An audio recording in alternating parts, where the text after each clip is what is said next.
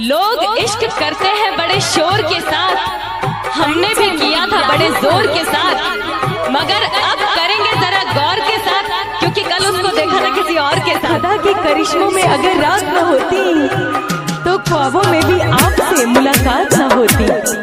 ये दिल तो हर बात की वजह है, ये दिल तो हर बात की वजह है, ये दिल ना होता तो कोई बात न होती।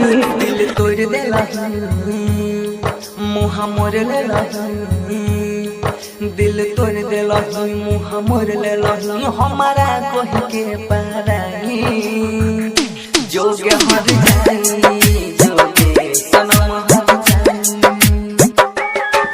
दिल तोड़ देला मुहा मोर लेला, दिल तोड़ देला मुहा मोर लेला, हमारा कोह के पाराई जोगे हर जाई, जोगे सनम हर जाई। कि जब हमें उनसे मोहब्बत थी तब उन्हें हमारी मोहब्बत पर शक था, जब हमें उनसे मोहब्बत थी तब उन्हें हमारी मोहब्बत पर शक था, जब उसे एहसास हुआ मेरी मोहब्बत का तब मुझ पर किसी और का हक था।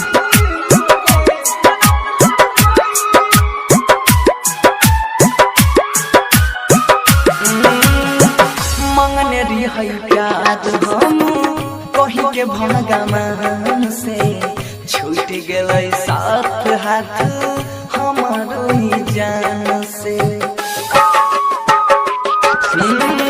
मंगने रही प्यार हम कहीं के भगवान से, छूट गए साथ हाथ हमारो जान से। दिल रोई गला सब खोई गेलै, दिल रोई गेलै सब खोई गेलै, जब होलै ओकर विदाई जोगे हर जाई, जोगे सनम हर जाई।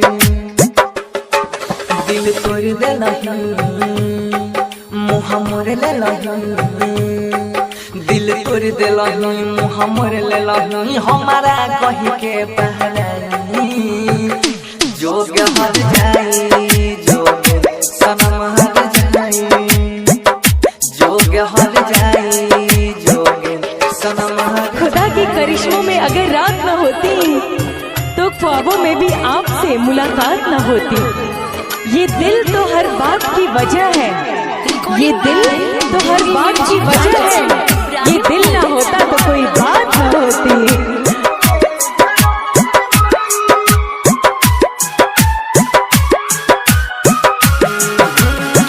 संग में जियोई के कसम किरिया तो खइले, बीच रहिया में हमारा छोड़ के चल गइले। संग में जियोई के कसम किरिया तो खइले, बीच रहिया में हमारा छोड़ के चल गइले। कहवन सिए धर्मवीर से, कहवन सीगे धर्मवीर से, रोग ऐसन दिलही लगाई जोगे हर जाई, जोगे सनम हर जाई। दिल तोड़ देलही मुँह मोर लेलही, दिल तोड़ देलही मुँह मोर लेलही, हमारा कही के पहराई जोगे हर जाई।